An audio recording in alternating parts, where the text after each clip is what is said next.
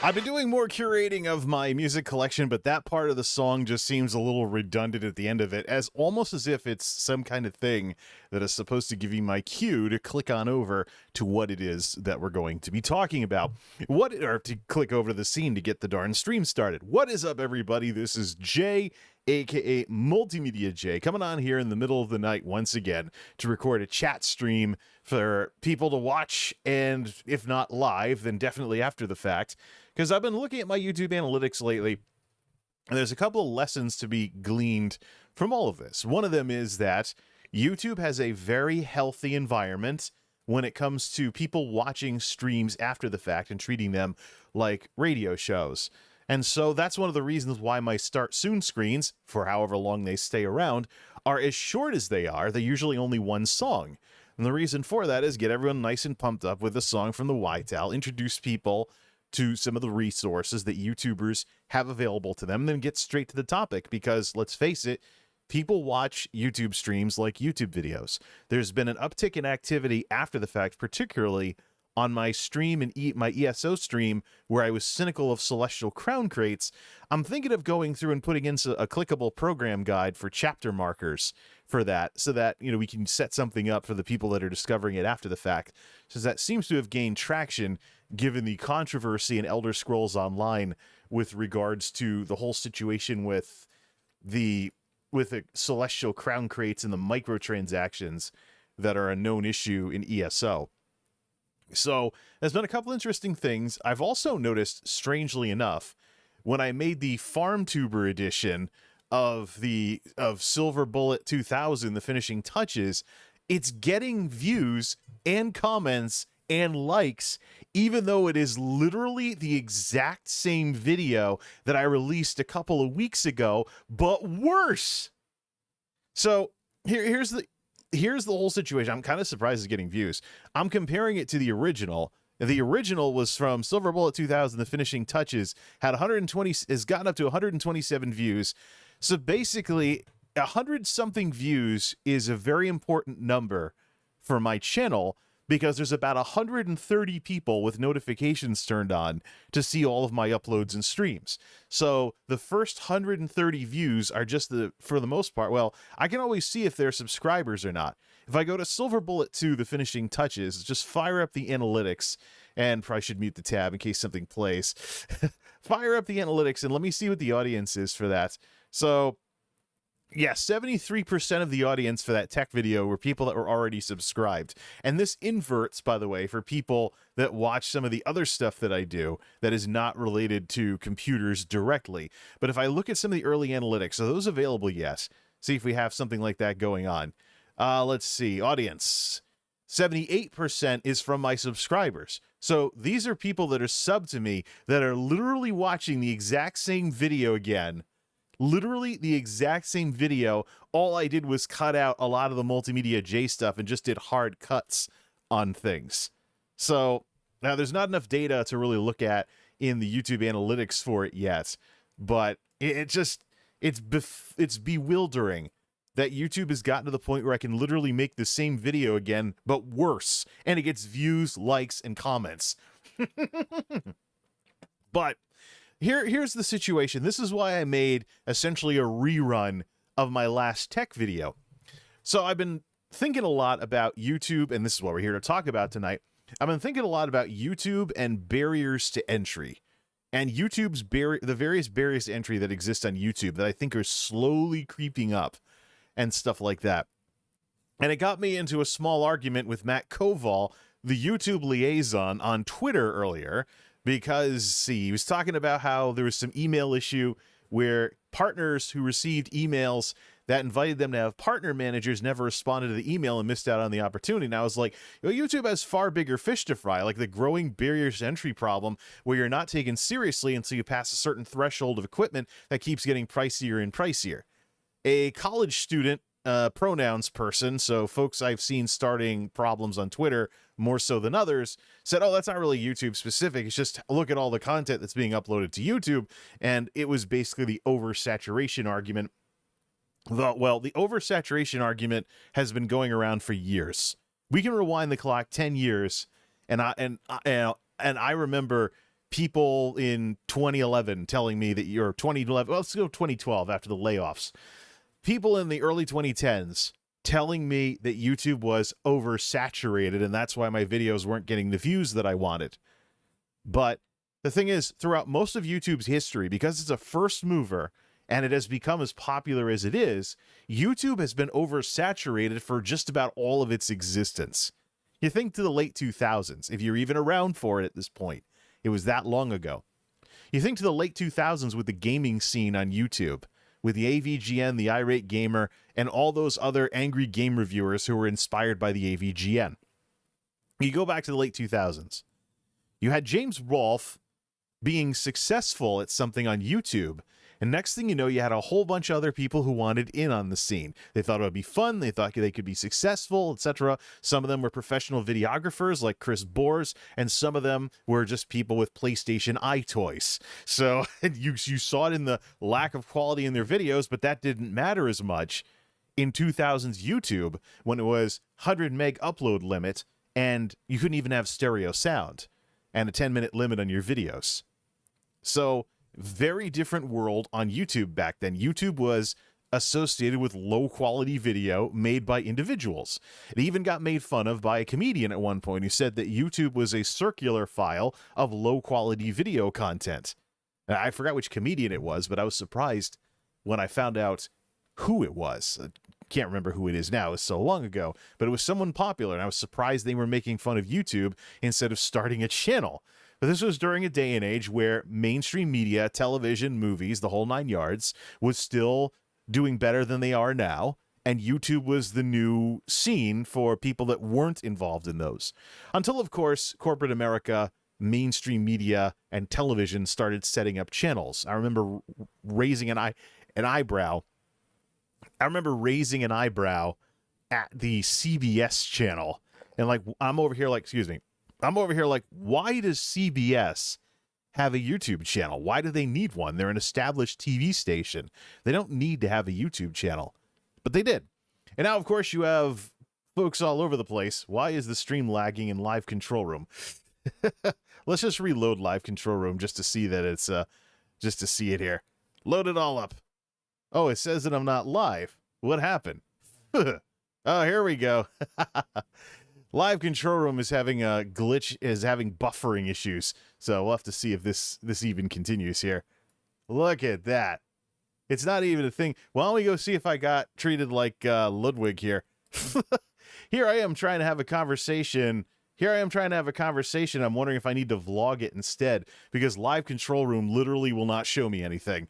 So let's see here. MultimediaJay channel content. Let me actually bring up a copy of my own stream and actually echo the audio here. Oh, we got some problems with loading stuff. Let me just go straight to the stream and just turn on the audio. All right, so we have an ad. So looks like the ads are working. Live Control Room is completely dead. Live Control Room is completely dead, and my stream is completely dead. So we'll delete this and we'll come back and we'll try this again later. We'll have to see what the deal is here. Oh, wait a minute. What's this? Completely dead. So we'll delete this and we'll come back and we'll try this again later. We'll have to see what the deal is here. Oh, wait a minute. What's this? Completely dead. All right. Before things start echoing all over the place, looks like there was a huge lag spike going to the ingest servers. Stuff like that on YouTube's end. But hey, you know, Live Control. I really wonder, though, about Live Control Room. Is Live Control Room going to have problems is YouTube streaming going to have problems in 2022 if Ryan Wyatt gets his wish and YouTube streaming, more people start streaming on YouTube and the resources get strained? Are we going to have more issues like what just happened? Anyways, that's why I have the tweet on screen. So the oversaturation argument has been around for an exceptionally long time. Oversaturation, you can go back to the 2010s and stuff. Now, in the 2000s, YouTube was being made fun of by comedians for being a circular file of low-quality content. So, but obviously that is not the case nowadays. YouTube is a technology leader in this space. You can do 4K streaming, you can make 4K, you can make 8K videos on YouTube. But YouTube is at the technological forefront of all of the major platforms now, a far cry from its very humble roots. And that's part of what gets me concerned that maybe YouTube is too detached from its humble roots. I guess we have to edit the stream now. We can't clip it. Who cares? So we'll just go in with the cloud editor afterwards, and hopefully it doesn't take days to put in the edits. Either way, so the whole situation with YouTube is that, I mean, YouTube began as a form of social media. It was the video social media. You'd have a MySpace page, and you'd make YouTube videos in the 2000s, and maybe whatever else was out there at the time. But it was about people and meeting people and, you know, connections with others and stuff like that. Kind of like what LinkedIn is today, but a little less casual. So YouTube started out as something about people.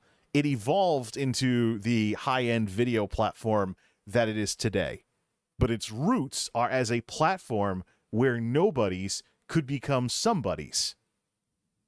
And so my question is, can you still do that? My response to the oversaturation argument was, this is very much a YouTube issue when you practically need a $700 DSLR to make something serious, while TikTok becomes a thing with smartphone cameras. It's something I've noticed. TikTok is as popular as it is with people just using smartphones. You can do that with YouTube as well, but TikTok is such a smartphone-centric platform that I'm watching Jay Streezy on Twitch. He's a streamer. He got back from Vietnam, and he's going to Las Vegas now. He goes off to Vegas, and he points out who the TikTok folks are because they're carrying special tripod thingies that he just put down and record a TikTok in a moment's notice. I'm just curious if any of those TikTokers in Vegas have ever heard of telescoping selfie stick tripods, because those are a thing nowadays. So they might not need to carry this big, like, Gandalf staff around with their phone on it and just record TikToks at random places. You think about TikTok, though. TikTok is something that's associated with smartphones very specifically. So is Instagram. Instagram is pictures. TikTok is videos. Both are platforms that are smartphone-centric. You think of YouTube, in its early years, YouTube was associated with webcams, digital cameras, even a camcorder. No, the camcorder has been associated with YouTube, particularly with marketing with camcorder brands, trying to say, oh yeah, this is very good for making YouTube videos, as well as video editing software at the consumer level. You have all of this stuff going on with YouTube being associated with camcorders for the longest time. But nowadays, you can have studio cameras, you can have DSLRs, you can have equipment that is just getting pricier and pricier and pricier. And you got to ask yourself, is the YouTube user base becoming conditioned to the point where the regular Joe doesn't have a chance anymore? Is that the case? I mean, if you're a big enough YouTube partner, there are YouTube partner studios that you can gain access to. So you can actually have YouTube let you use studio space and studio time to set something up and record a video.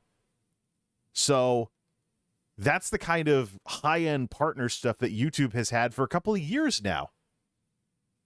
So where's room for the little guy in this day and age of algorithms being the middleman between you and your ability to have an audience?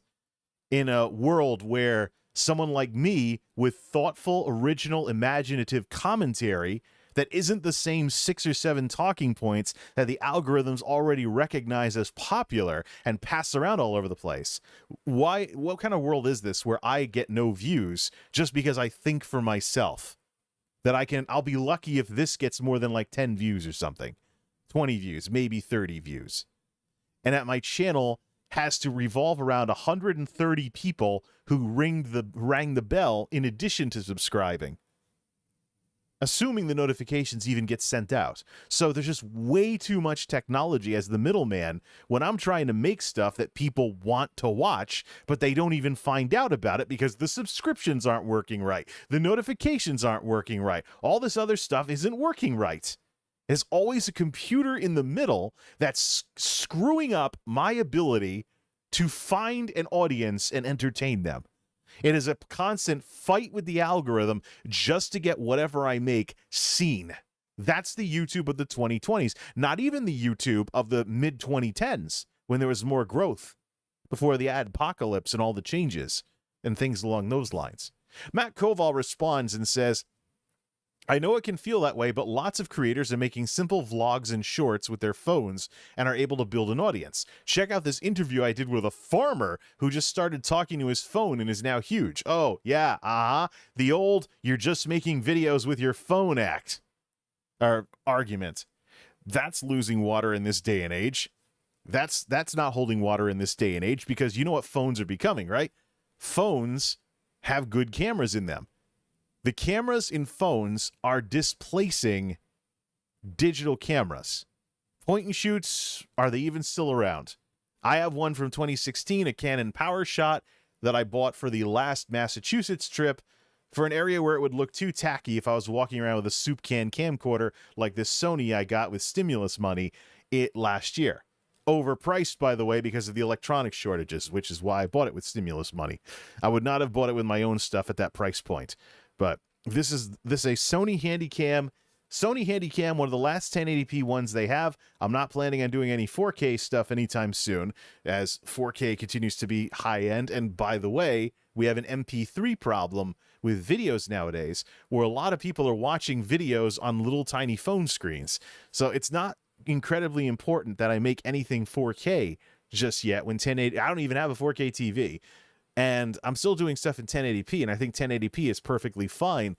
4K is for really high-end stuff, which I don't know if a consumer camcorder is going to be able to handle it very well. But that's my question, is there room for somebody... Has the cost of becoming a decent YouTuber gone up via the development of equipment? And it's interesting to think about these kinds of things. I have a blog entry where I go over basically a summary of my thoughts on all of this, but I wanted to elaborate on this in this chat stream, assuming the YouTube ingest server doesn't barf again and turn me into a giant swirly circle for 2 minutes. I would love to do that. Now I gotta go edit that afterwards. So I could always make, you know what I could do? I can make a spin-off video. Spin-off videos can be clipped. So I'll probably end up making a spin-off video of this stream because the ingest server screwed up. So that way we can make edits and preserve clipping functionality. With my game streams, I'm already doing pretty well with keeping everything to the point, starting within 3 seconds of taking the connection live and it not losing the beginning of it. And I have some plans for next year along those lines as well. Let's talk about Millennial Farmer, aka Zach. The channel that Matt Koval mentioned to me on Twitter, the farm tuber. And the reason why I made a farm tuber style tech video. Here's the thing. I know that not every successful genre of video on YouTube is following the SOPs. I know there are people making simple over-the-shoulder videos that are getting views.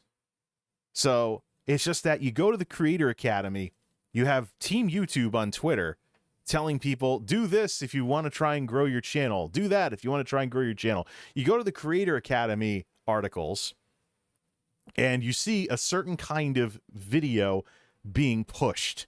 You see the generic cookie cutter SOP following YouTube videos being pushed. That's the thing. You see the videos with the calls to action. You see the videos with, other little things here and there. You see more fluff, less stuff. You see videos where the YouTube video starts out with, hey, what's going on? Da da da da da. Today we're gonna do a video about, and then they just restate the title. Even though you clicked on the video specifically because the title says it's about this. And here comes the YouTuber starting their video off with wasting your time, telling you what you already know, that the video is about blah, blah, blah, blah, blah, and maybe turning it what should be like a 5-second introduction into like maybe even 5 minutes before actually getting to what the video is about. So it's a show flow thing. But here's the thing with the farm tuber situation. I am surprised that Matt Koval would in any way try to introduce me to the Millennial Farmer channel. And when did he do this interview? Let me just click over to it. You ever mute, and let's go to YouTube. Watch on you YouTube. Ever heard the term? Blah, blah, blah. Have you ever heard the term farm tuber? June 15th, 2021 is when Mr. Koval made this video. Now, Matt Koval's been on YouTube since 2006, just like I have. So I'm very surprised that he wouldn't be able to relate to what I'm talking about. Why would he argue with me about this issue when he should know a few things about how YouTube has evolved over the last 15, 16 years? Why are we even having this argument? Why did we even have this argument? And he's like, oh yeah, it's a farm tuber, da-da-da. Well, yes, I have heard of farm tubers.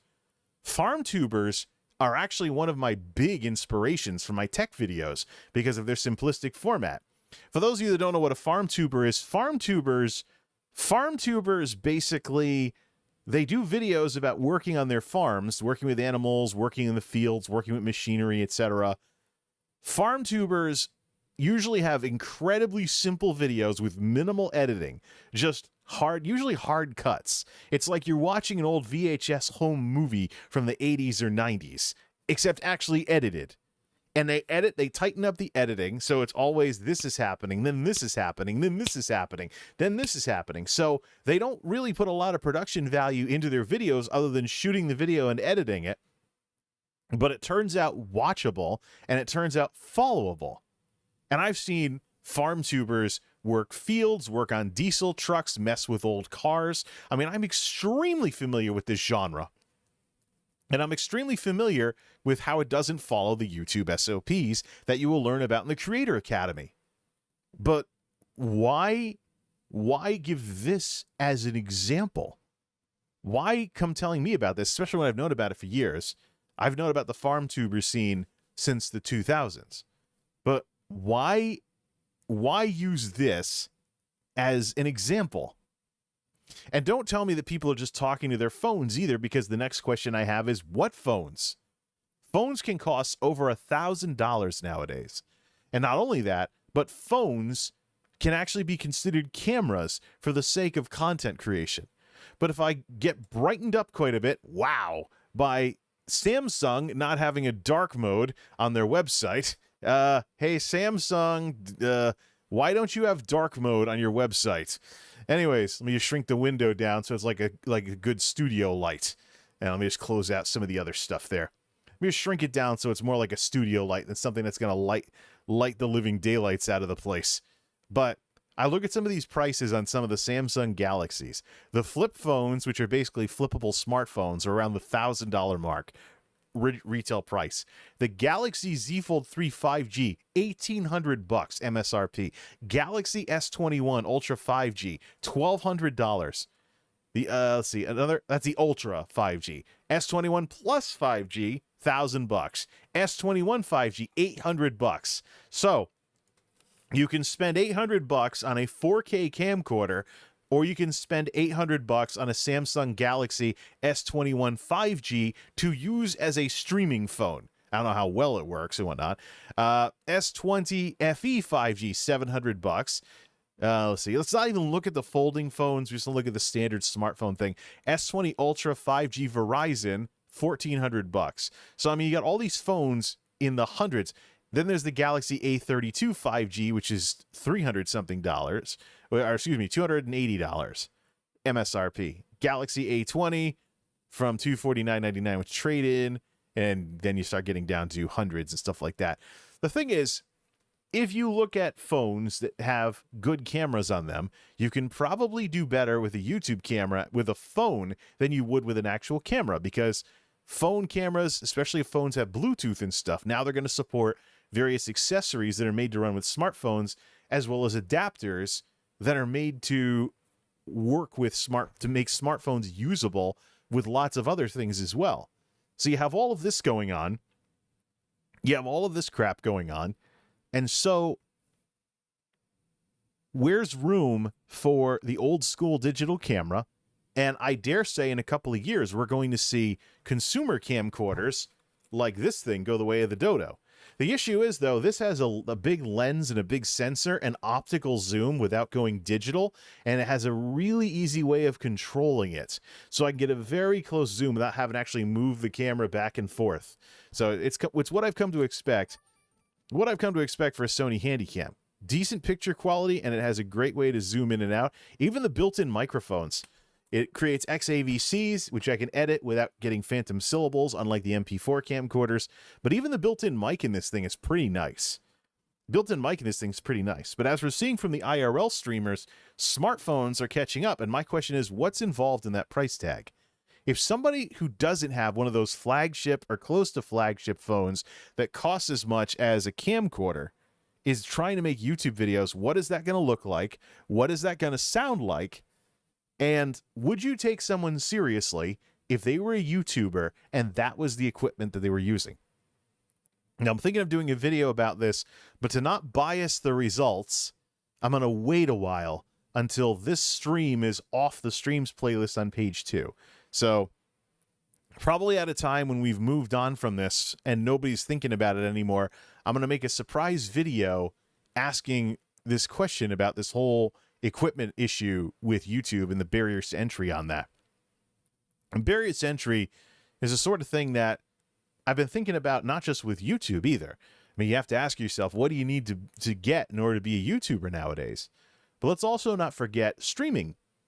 There was a live streamer on Twitch who I saw doing some kind of, I got a new camera for streaming, and then turns out it was a mirrorless DSLR. They were using a mirrorless DSLR as a streaming webcam. You ever wonder how rich some streamers are? How about rich enough to use a mirrorless DSLR as a streaming webcam? I mean, what do you even say to that? So, either way, I made a companion blog entry to go along with all of this. But yeah, my question, especially when I started looking at his videos, at Millennial Farmer's videos, I noticed he had a lot of jello with his old phone from 2015. And don't forget, there was more growth on YouTube in the mid-2010s before the adpocalypse. So, I mean, if you got started then and you kept your content the way, you know, consistent and whatnot, you could probably have a big audience by now. But the farm tuber scene has its own draws among people who have anything whatsoever to do with the country. So people are like, haha, hillbilly jokes and things along those lines. The farm tuber scene, I think, is always going to have an audience because there's going to be people outside of the rigmarole of cookie cutter YouTube videos that are looking for something to watch. And so you have an entire scene of people that really get caught up in the rest of YouTube because YouTube is so big. You can have these isolated communities on YouTube that you really don't have on Twitch or other smaller platforms. But you can get caught up in an entire scene on YouTube and never run out of stuff to watch because the algorithms will filter everything specifically based on the tastes and what you click in terms of things like and dislike and stuff along those lines. That's actually something I'm thinking of doing for 2022, is doing more calls to action for people to hit the like button if they like a video and want to see more like it, because there's way too much talk about likes and dislikes being a voting system and not enough about tuning your personal recommendations, similar to if you were using a music service, which is what YouTube was alluding to during the whole dislike drama earlier. And that's the thing too. I mean, privating the dislike count, by the way, is just one way that YouTube can get algorithmic with the buttons. Because you can know, for example, if you dislike a video and it tunes your recommendations, that the creator should know up front that not all dislikes are votes against their videos. It could just be that your video didn't fit someone's tastes and they want to see less of that. It's only the people that keep coming back and disliking over and over and over again who are actually engaging in harassment like that, because you know that they're going out of their way to dislike your videos because they hate you. And in the process, they're probably messing up their recommendations for similar videos from people they might actually like, because they keep telling the YouTube system over and over again, I don't want to see videos like this. I don't want to see videos like this. I don't want to see videos like this. But less jello over the years as Millennial Farmer developed his YouTube channel. But I've known about the farm tuber scene for years. You can't come to me talking about how YouTube doesn't have a barriers to entry problem and mention farm tubers. You also can't mention people that make videos on their phone. Do I have a phone nearby? This thing's doing this in the dark because of all the fancy lighting. Regardless, what's this? Oh, it's a mouse. Whatever. So anyways, we could pretend the router's a smartphone. Could go to a BRB and go get a smartphone. But yeah, I'm an older millennial. I don't have my phone with me everywhere I go. It's over in the other room, charging from a day and whatnot, things like that. But here's the thing with this whole phones thing and stuff. Your phones kind of symbolize wealth and privilege, depending on which one you have. If you're one of those people that can get $1,000 smartphone without batting an eye to use to make YouTube videos and stream with, you got to take a very serious look at how blessed you are, so to speak, to be able to use that kind of money for something that is more expensive than some entry-level camcorders out there. What the heck? Why do I suddenly have a runny nose for no reason? Humidity is garbage. Welcome to winter yet again. I say I should get lip balm. How about stuff to moisten up your nose when it gets itchy like this in the winter? Winter itch. I hate it. Anyways, welcome to Christmas time in New England. But it's something I have to think about because smartphones represent an improvement in the starting block for YouTubers these days. When I got started on YouTube in the 2000s, your mainstream equipment for a new YouTuber was probably going to be something on your computer, like a webcam or something. Or maybe you had a digital camera because you used film. You got sick of messing with film cameras and waiting for the film to develop and, not knowing if your pictures came out right, crossing your fingers that your pictures would come out at the pharmacy when you had them develop. 1 hour photo. Yeah, wait an hour. See if your pictures came out. That doesn't say anything about how long you wait until you have time to go get your film developed. So, it was interesting. I mean, I remember buying my first digital camera and using SD cards with capacities in the megabytes. My dad might still have them. He still has that camera. Kodak. It was a Kodak Easy Share 5 megapixel camera. Your selfie camera on a crappy smartphone nowadays does pictures of that quality. The technology, man, it's crazy. But I remember one of my must-gets because I remember the floppy disk Sony Mavicas of the 1990s and my computer teacher in high school taking a stack of floppy disks and being like, okay, I got the film. I made digital camera one of those must-get things once I got established on my own after college, and that is very much what I got into, that sort of thing, and stuff along those lines. But yeah, so yeah. So in the 2000s, there were no smartphones. Not until 2007 with the original iPhone, and even then, it was a rich people toy. People had flip phones with cameras that I don't know if you'd really want to use a flip phone camera to make YouTube videos versus a webcam on your computer or a digital camera. It's just one of those situations where you needed a dedicated camera of some sort to get involved with YouTube. And if you had a camcorder, it was a plus, although it was probably a mini DV tape or something like that. You needed FireWire. And the computer would actually rewind the tape to where all the clips are on the DV tape to extract all of your clips. It was a step you had to do, when bringing videos in to edit in the editing software of the day. I messed with it with my Canon Allura back in the mid-2000s. Flash memory was out there, but it didn't have the density or the affordability. It's not like today where you can buy a terabyte SD card and have it replace an extra hard drive in a laptop for storing data. So, people buy micro SD cards nowadays. They put them in their phones and forget about them. Like, there's my extended storage for storing all those pictures and videos and other stuff like that. It's just like, yeah, not so much the case in the 2000s. In 2000s, YouTube with its 10-minute, 100 megabyte max videos that were 240p with mono sound. Low quality video.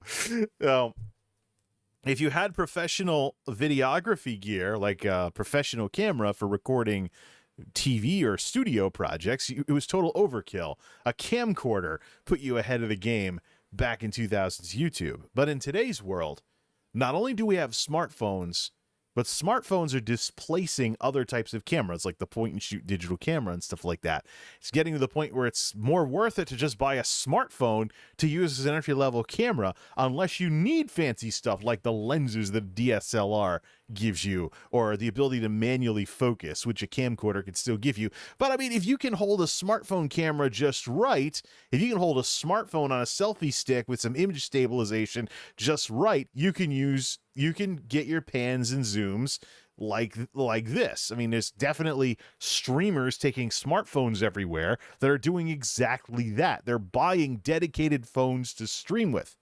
Yugi, one of the Korean IRL streamers that I watch, at one point I believe she had a phone, a streaming phone for her setup, and a YouTube phone for recording YouTube videos. So 3 smartphones and probably a crap load of portable chargers for IRL streaming setup over in South Korea.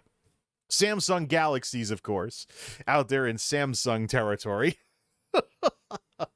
But, you know, I thought it was ridiculous that she was a streamer with multiple smartphones. And I thought, hold on a second.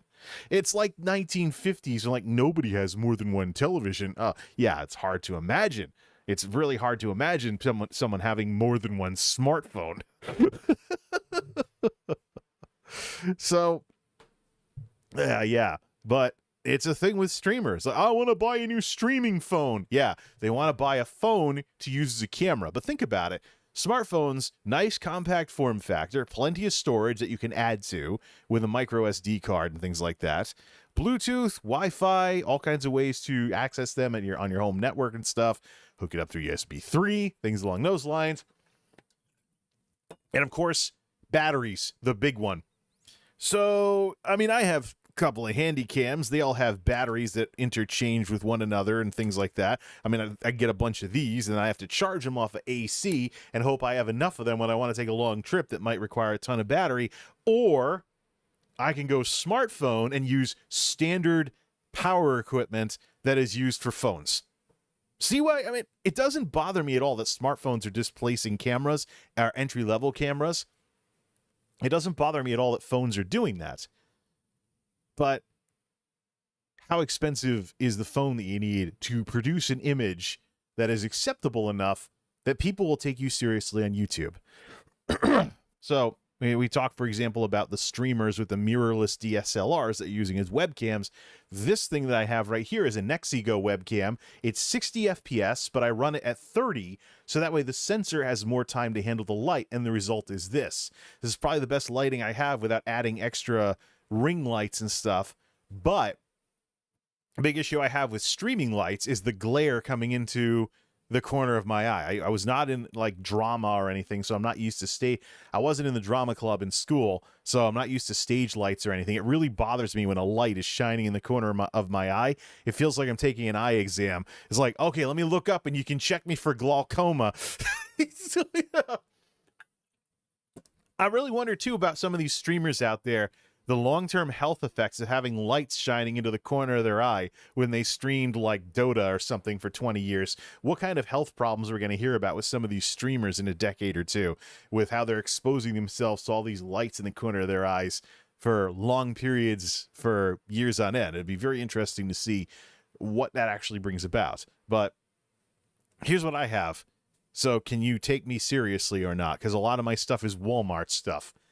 The smart lights that are all blue is Walmart stuff. The plant light that adds a little purple to it, even though the plant that I have died, and they're perennials, so I'm waiting for them to sprout back up, you know, when it gets warm out or something like that. That purple light is a plant light, Walmart.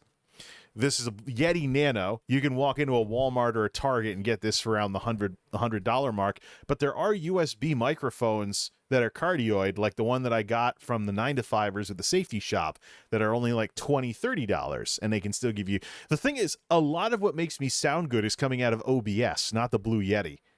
It's the sort of thing where you apply the right filters to everything, like a limiter and a compressor and a noise filter, and you get the radio studio sound. A couple of glitches here and there, like it might make me sound like I'm flubbing syllables here and there, particularly if I shut up for a bit and start talking again. Or there's some other weird thing that makes the computer glitch out. But, so this is an Amazon $20 stand, this Yeti Nano shock mount that's compatible, not very expensive at all. Nexigo, sub $100 webcam in 2020.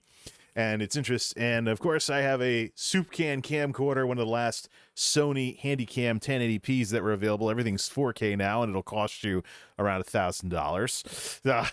No thanks to the electronic shortages and stuff like that. But if I use this, will you take me seriously as a YouTuber? Of course, there is podcasting and streaming gear out there that'll allow me to do ring lights everywhere, including ring lights that run off of, as we've demonstrated in my tech videos this year, ring lights that'll run off of smartphone chargers. So you're filming a YouTube video, you'll be able to film the video before the charger goes dead and run a ring light off of it with LEDs because of the way LED lighting has evolved. You can have all different colors in all different places and light yourself, things like that. I'm being lit right now largely by having my blog entry open. It's a white light shining at me like this, but I could probably set up a ring light somehow, or maybe something from behind me to give me that kind of halo effect that you sometimes get. But all of this would be with a sub $100 Nexigo webcam that I keep having to set back to manual focus through the software every time I restart the darn thing because it doesn't save its settings.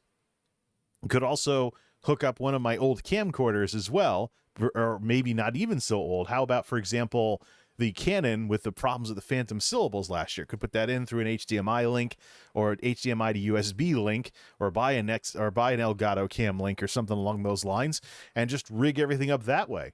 So I do have options when it comes to cameras, but the simplest, and if it falls over, the cheapest, if it smashes against the floor. I'm so tempted to put a pillow down behind my desk so if the camera falls off, it has a soft landing.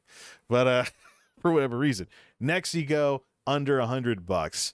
And this is the image quality we get with it. I think if we make it big, it doesn't look as good. But you also have to factor YouTube compression into this as well. So you don't want to have a good camera that makes you look bad because of compression and stuff along those lines.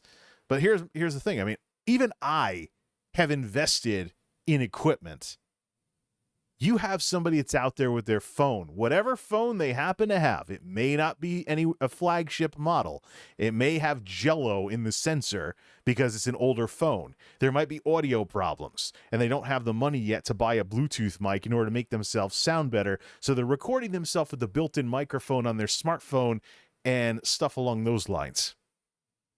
If they were making YouTube videos trying to get established as a YouTuber and they had no money, and they literally were making videos off of just the phone in their pocket, would you take them seriously? And it wasn't a phone they bought specifically for YouTubing. They are taking what they already have and trying to do something with it. I got to wonder about that in this day and age of YouTubers with DSLRs everywhere.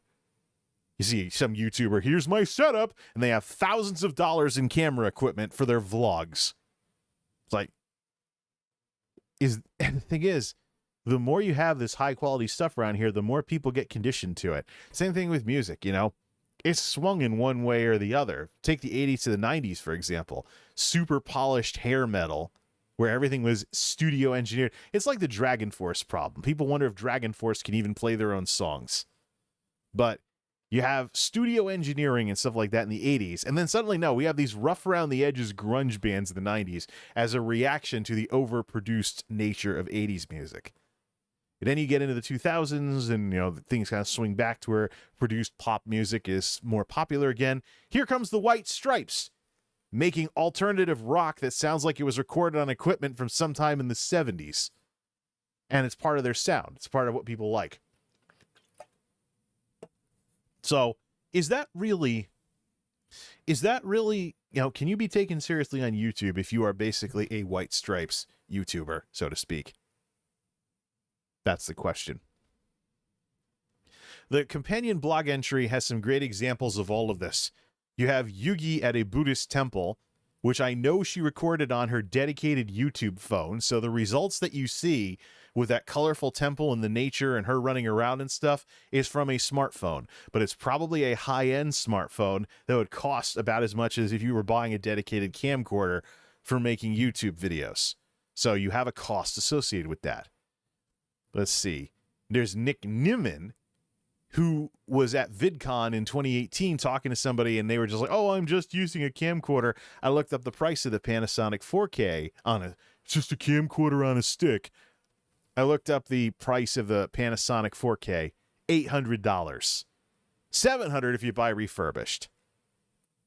I go to Nick Nimen's Amazon page, recommended gear for people wanting to stream and make YouTube videos. Mirrorless DSLR in his vlogging kits. And then I also have Harris Heller, the wonderful demonstration that he gave where he was supposed to prove a point about how more expensive gear is not always the best. He took $5,000 worth of AV gear and produced a crappy video because he used the room light, which was yellow, and he used the built-in mic in the camera. I have a clip of that on Twitter, but you can't do clips in WordPress just yet. YouTube, work on your clip functionality. But I do have a link to Harris Heller's video with it queued to the point where he has the demonstration where the $5,000 of audiovisual equipment produces a terrible result versus his iPhone, some lights, and a microphone. But what was that iPhone? How much would that cost? So that's the thing. I mean, have we created an environment where you can't get taken seriously on YouTube without spending a certain amount of money? What if you're somebody who lives paycheck to paycheck? Do you have any chance as a YouTuber when it's just you and your phone, which is not deliberately bought for YouTube videos? That's what I'm wondering about. And the reason why I wonder about this is there are really two tiers of content on a lot of these video and streaming platforms these days. You have the stuff that's obviously recreational, where large numbers of people and maybe even the system's algorithms, or the platform's algorithms, are not going to take you seriously because you look like you're just making videos for family or friends. You're just trying to have fun. And then there's the people that are trying to make something or build something. How do you get from recreational to serious? Even if you're not like a fully professional videographer or something like that, how do you make that jump? And will people ever give you a chance if you don't have the equipment to do so? Even if you're really good with the equipment that you have, that is terrible. That's the issue. And I say this because one of YouTube's biggest expansion markets right now is in India. And I've seen a couple of videos from Indian YouTubers. The folks that YouTube India is talking to on Twitter. Can't get my account going. I've seen some tech videos from people in India. And it is with equipment that says, yeah, India doesn't have as much money flowing around as America does. If you watch a tutorial and somebody in India with a terrible smartphone, but that's all they have, are you going to take their advice seriously when they're telling you like how to fix your MS Outlook or something along those lines? I know we like to say it's not about the flashiness, it's not about the presentation, it's about the content, but don't answer that in the chat, don't answer that in the questions or in the comments. Answer that with your actions. Answer that with having a YouTuber with terrible equipment that you watch because you like what they make regardless of the warts of the presentation. Ask yourself this question. Now, is YouTube a platform where someone like that can't get established anymore? Because remember, YouTube's roots are as a platform where a nobody can become a somebody. Do we still have that? I know we have recreational video social media where you just make a goofy film a goofy thing on your smartphone and you put it on TikTok. But when you get past the silly little TikTok thing or the limitations of TikTok, and now you're getting into YouTube shorts, YouTube videos, you can't get any gear though because you don't have any money. Do you have a chance? I'm curious when YouTube is ever going to introduce me to a channel algorithmically ever again where someone doesn't have all this fancy gear, because I certainly haven't been seeing it. Let me just open up YouTube right now. Is it going to be mostly studio? No. Let me open it up in the neutral browser. Let me open it up in the neutral browser. Microsoft Edge, not synced or anything along those lines. It looks like this one, unfortunately, let me see here. Let me sign out of all of this. Browse as a guest. Actually, let's browse in... Let's not just browse as a guest. Let's browse, not kids mode. There's no incognito mode on here like there is on Firefox. Let me browse as a guest. As a guest, your browsing data is kept separate from the profiles on the device. So everything is not saved. YouTube.com. I want to watch YouTube videos, and I'm a guest. It's showing me Christmas music, NBA, ambient, sci-fi, chill-out music, stuff that's related to the Christmas stuff that's going on. And what do I have on screen here? I have someone playing a keyboard with a nice looking camera, might be a smartphone. I have a live stream of Christmas music and a crackling fireplace. I have something from sports, which is recorded with professional equipment. I have TikToks and stuff. We know smartphones can be pretty good. I have Saturday Night Live TV. I have music stream. I have celebrities on some kind of show, studio gear.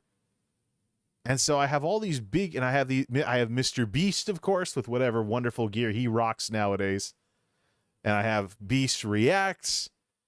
And let's see. Yeah, a lot of Christmas music and a lot of stuff that is filmed with high-end gear. Don't drop a pen at Planet Fitness lunk alarm. 11 seconds. What is the quality? Is this it's 27 million views. Oh, this is a horrible looking smartphone. Let me put it in it was recorded in 240p. So, okay, there is still, but this is something that was so, he shuts off the lunk alarm by dropping a pen at Planet Fitness. So, but this got 27 million views. So it's viral. So that one, so something low quality goes viral. So do you want to sit around waiting for, popularity lightning to strike, so to speak? Just about all of what I'm seeing here that I'm being even the let's see here, all the stuff that I'm seeing here on the front page of YouTube is all well produced stuff. But Jay, does that mean you're saying that people who do a good job producing videos shouldn't be rewarded? No, they should be. I mean, you put in the effort, you should be rewarded for it. But what if you can't afford the equipment? What if you can't afford the equipment? That's the thing. What if all you have is the phone in your pocket? Do you have a chance to get views, subscribers, or get anywhere on here? I mean, it's turned into a generational joke that one of the goals of people my age or a little younger is to have a failed YouTube career by the time they turn 30. That's become a meme. What do we have on YouTube? And these are some hard questions to ask as we head into 2022. What do we have on YouTube? I'm going to figure out what to do about the ingest server barfing up everything earlier, although the audience won't see it. I just hope I didn't lose anything important before I found out that everything was lagging out earlier. But I think I've made all my points. Visit multimediajay.wordpress.com or click the link in the description to see my my companion blog entry, which has everything all nice and concise. This is kind of just to elaborate on everything and kind of think about things a little and explore this kind of stuff. We'll see what kind of after the fact views it gets. It's 352 at the Geek House, so we'll see what happens as a result of all of this. Now here's what's coming up. I've looked over my analytics. I got to work on a new intro for the channel, which doesn't mention 2021. We'll keep much of the same styling, and I've got a couple ideas for 2022 that we'll get to work on. Plus, I have a tech video from October that's still waiting to be made into something.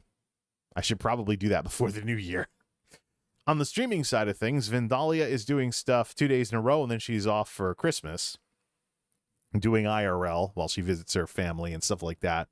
So we'll do some ESO when she's not in a position to do ESO. So, let her have her fun before she goes off and is stuck doing IRL for a week. Say, why do you do that? Do you acknowledge you're not as good as Vindalia? I acknowledge that I am a civil human being who can acknowledge without a full-time content creator, you want to be respectful of them, especially if you're involved in their community, talking with their people, and you're putting your stream in the whole community streamers section as well. Don't want to step on the toes of, the full-time streamer who needs the money when you're the part-time streamer who doesn't. I got to streamline a couple of things speaking of stream something, I got to streamline a couple of things with regards to Patreon and some other things for 2022 as well. And also take a closer look at this whole YouTube analytics thing. There's new analytics tools for YouTube that are coming out that I can use to really put the YouTube videos under a fine-tooth comb. I'm also tossing around the idea of MultimediaJay radio style taking over this chat stream stuff, and then the Multimedia TV name will just be used for making things, not necessarily talking about things. We have kind of blurred the line about all of that with these chat streams lately, but that will all be stuff that we figure out. The thing with MultimediaJay radio style is that I have figured out custom transitions in OBS. Custom transitions in OBS are basically what I have they're basically what I have to work with in terms of like, if I want to make it sound like it's on the radio and play music off a playlist, then I can use a custom transition for what would be the station ID, quote unquote, and then get straight to the discussion. So plenty of things to think about, plenty of things to do, probably nowhere near enough time to do them all. Such is the nature of being a grown-up, though. You have all these ideas in your head, and you got to pick and choose which ones you want to go with. Content creation, part-time content creation 101. Till next time, this is MultimediaJay signing off. Thanks for stopping by.